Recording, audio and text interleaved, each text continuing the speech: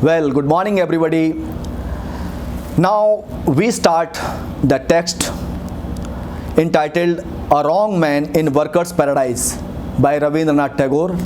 I have the book, a collection of essays and short stories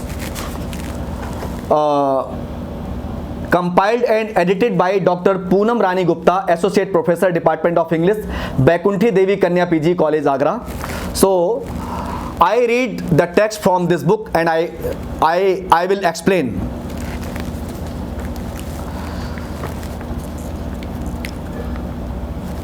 So starting, the man had never believed in mere utility. It means the author begins the story by describing the protagonist as a man who never believed in mere utility. Protagonist means a main character in particular play, drama, film, or any story. And the utility means the quality of being useful. So the man who never believed in the quality of being useful time, having had no useful work, he indulged in mad whims. He had no useful work. He did not want to do any hard work as a laborer anywhere, and so he indulged in mad whims and impulses. He always remained busy in the work of strange habits. Indulge means remained busy. Whims means a sudden idea or desire to do something that is unusual or not necessary, unnecessary work. Strange habits. Impulse means a sudden desire to do something without thinking about the result. So having had no useful work, he indulged in mad whims. It means he had no useful work. He did not want to do any hard work like as a laborer anywhere. He made little pieces of sculptures, men, women, and castles, earthen things dotted over with seashells. He painted, thus he wasted his time all that was useless, needless. People laughed at him. At times he vowed to sake of his whim, but they lingered in his mind. It means he painted colors anywhere he desired. He made little pieces of sculptures, men, women, castles. Thus he ended up wasting his time on all useless and needless things. Thus people laughed at him and jeered at him. Thus he spent his life on earth in doing useless work. The para 3. Some boys seldom ply their books and get past their test. A similar thing happened to this man. He spent his earth life in useless work, and yet after his death, the gates of heaven opened wide for him. Fourth para. But the moving finger writers even in heaven. So it came to pass that the Aryan messenger who took charge of the man made a mistake and found him a place in workers' paradise. So the meaning is, he was just those students who hardly study end up passing the exam. Thus he spent his life on earth in doing useless work. But fate and destiny, moving finger, had advertently painted his permanent abode as paradise. After his death on this earth, the gates of heaven opened wide for him, and he was sent to the workers' paradise. But this man ended up his life according to his desire, as he spent his life on the earth. In the same way in the paradise, without having done nothing useful and productive work, as he had spent his life in this material world. The para number 5th. In this paradise you find everything except leisure. Para 6. Here men say, God, we haven't a moment to spare. Women whisper, let's move on. Times are flying. All exclaim, time is precious. We have our hands full. We make use of every single minute. They sigh complainingly, and yet those words make them happy and exalted. The meaning is, in heaven, all men who went from this earth, all men remained busy in doing their work without taking rest, and always sighed with the name of God. Oh God, we have no time. They don't have time to spare in wasteful work. Women too always talked silently as time is flying, time is flying, time is precious. Thus they were too busy there. Finally, they all wanted to use their time in work without wasting a single minute. Thus they were happy too in their habitual routine. Para number 7. But this newcomer, who had passed all his life on earth without doing a scrap of useful work, did not fit in with the scheme of things in workers' paradise.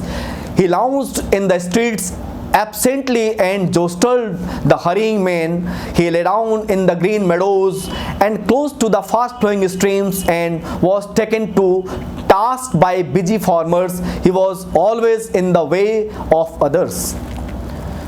Meaning, so this newcomer did not fit in well with the atmosphere in workers' paradise. He lounged in the streets absent-mindedly, wandered everywhere, and was jostled by the hurrying men who were happy to be busy in their work. He lay down in the green meadows. Sometimes he went to the close to the fast-flowing torrent streams, fountains. He always gazed busy farmers in doing their task, their work. Thus he always remained in the sight of all workers of heaven as a lazy guy. Para number 8. The hustling girl went every day to a silent torrent. Silent, since in the workers' paradise even a torrent would not waste its energy singing to fulfill her pitchers. Para number 9. The girl's movement on the road was like the rapid movement of a skilled hand on the strings of a guitar. Her hair was carelessly done. Inquisitive whips stooped often over her forehead to peer at the dark wonder of her eye. The meaning is, there was a girl among the workers' paradise. She always went hustling, bustling every day to a silent torrent to fill her pitchers. Torrent meaning a strong fast flow of water. Silent, since in the workers' paradise even a torrent would not waste its energy in singing. Her movements were very fast, just like the rapid movements of a mastermind's skilled hand on the string of a guitar during playing the guitar. She had no care about her hair. She seemed to be in a tearing hurry all the time to finish her undone task. The girl of the silent torrent felt that to be ideal was a sin, and one had to be busy all the time doing some work. Para number 10. The idler was standing by the stream as a princess sees a lonely beggar and is filled with pity. So the busy girl of heaven saw this one and was filled with pity. Para 11. Aha! She cried with concern. You have no work in hand, have you? Para 12. The man sighed. What? I have not a moment to spare for work. Para number 13, the girl did not understand his words and said, I shall spare some work for you to do if you like. Para number 14, the man replied, Girl of the silent torrent, all this time I have been waiting to take some work from your hands. Para number 15, what kind of work would you like? 16, will you give me one of your picture? One that you can spare? 17, she asked, a pitcher? You want to draw water from the torrent? 18, no, I shall draw pictures on your pitcher.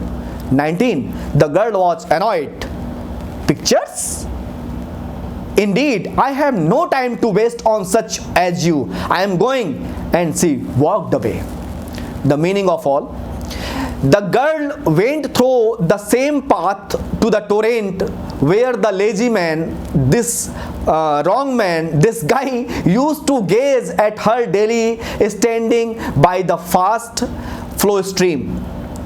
As any princess fills with pity to see any beggar before her, in the same way the girl on watching and the relaxed man doing nothing useful and wasting his precious time feels pity for him and one day asks him for doing any useful work. But he informs that he has not a moment to spare for work. While the girl does not understand the meaning of his sentence, what he spoke to her. Surprisingly, she asked that guy that she can give him some work to do if he wants. But the man replies in poetic mood that he always remains in searching some work given by your hands. At this, the girl asks, what kind of work you can do? Instead of talking about the useful work, he asks a spare pitcher from that girl. She thinks that the man needs a pitcher to draw water from the stream, but he denies for it and speaks that he would draw pictures on her pitcher.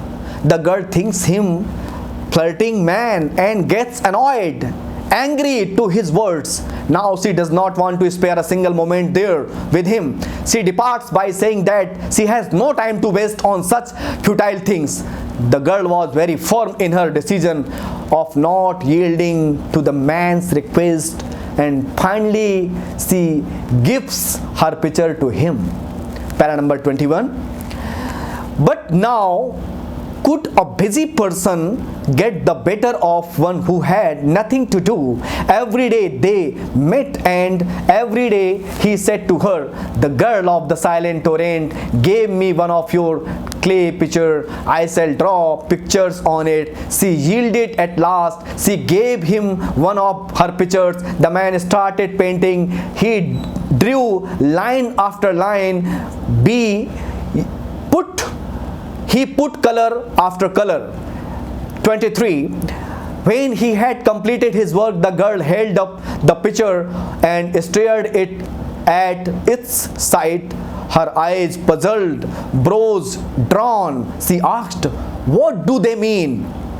All those lines and colors? What is their purpose? The man laughed. Para number 25. Nothing. A picture may have no meaning and serve no purpose. The meaning is, the girl was very firm in her decision of not yielding to the man's request, but finally she gave her picture to him. But the man persists and prevails over the busy person and she finally gives in. The girl stares in amazement at the colorful pictures on the picture. What the guy drew on the pictures. When he hands it over to her and asks the purpose of those colorful lines, the man laughs. She replies, a picture may have no meaning, may serve no purpose. The meaning is that a picture has never any meaning, it never serves any purpose. Para number 26. The girl went away with her picture at home, away from prying eyes. She held it in the light turned it round and round, and scanned the painting from all angles. At night she moved out of bed, lighted a lamp, and scanned it again in silence. For the last time in her life she had seen something that had no meaning and no purpose at all. Para number 27.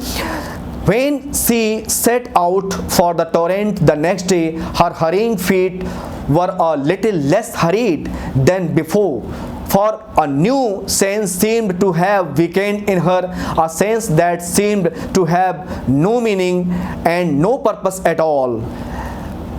Para number 28. He saw the painter standing by the torrent and asked in confusion, "What do you want of me?" Para number 29. "Only some more work from your hands." 30. "What kind of work would you like?" 31. "Let me make a colored ribbon for your hair," he answered. Para 32. "And what for?" 33. "Nothing." 34. Ribbons were made bright with colors. The busy girl of workers' paradise, how had now to spend a lot of time every day tying the colored ribbon around her hair. The minutes slipped by unutilized, much work was left unfinished. Meaning, the girl goes away with the picture and is unable to sleep at the night. She gets off the bed and tries to find the meaning of the picture. She was attracted by the art of draw by the man and was trying to rearrange priorities. The meaningless was slowly becoming meaningful. The next morning she was slow in walking and confused as she reaches the place where the man is standing. Where the man was standing, she asks him what he actually wanted of her, to which the man replies something. He wants to lessen her burden and take some work from her hand. He waves a colorful ribbons with gleaming colors for her. The girl now spends much time in front of the mirror dressing up. She started spending a lot of time tying the ribbon around her hair, and the new joy had awakened in her mind. Much of her usual work remained unfinished. That is the reason. The next para, 35. In workers' paradise, work had of late begun to suffer. Many persons who had been active before were now idle, wasting their precious time on useless things such as painting and sculptures. The elders became anxious. A meeting was called. All agreed that such a state of affairs had so far been unknown in the history of workers' paradise. Para number 36. The aerial messenger hurried in, bowed before the elders and made a confession. 37. I brought a wrong man into this paradise. He said, it is all due to him. 38. The man was summoned. As he came, the elders saw his fantastic dress, his quaint brushes, his pains, and they knew at once that he was not the right sort of workers' paradise. 39. Stiffly, the president said, this is no place for the like of you. You must leave. 40. The man sighed in relief and gathered up his brush and paints. But as he was about to go, the girl of the silent torrent came up tripping and cried, wait a moment, I shall go with you. Para number 41. The elders gasped in surprise. Never before had a thing like this happened in workers' paradise, a thing that had no meaning and no purpose at all. The meaning is, as a result, her work suffers. This disorder slowly spreads in the whole paradise. People are late. People are late to their work. They practiced painting, brushing, and all sorts of useless work. The elders became anxious about the situation. Then the aerial messenger comes and explains her mistake of putting wrong man in workers' paradise. At this, the man finally is summoned by the elder and is asked to leave the paradise straight away. He sighs in happiness and is about to leave the paradise. Unexpectedly, the girl comes forward and says that she too wanted to leave with him. All the residents of the paradise are left astonished, as nothing of this sort has happened before. What she is doing to do? Really, she wants to go with him. So finally the writer employs irony throughout the story. He disregards the art. The story deals with an artist who was considered man by many village boys. A young girl was attracted by the artwork of this elderly man. Finally, at the end of the story, it is seen that to everyone's surprise, the girl goes away with this artist. Thank you.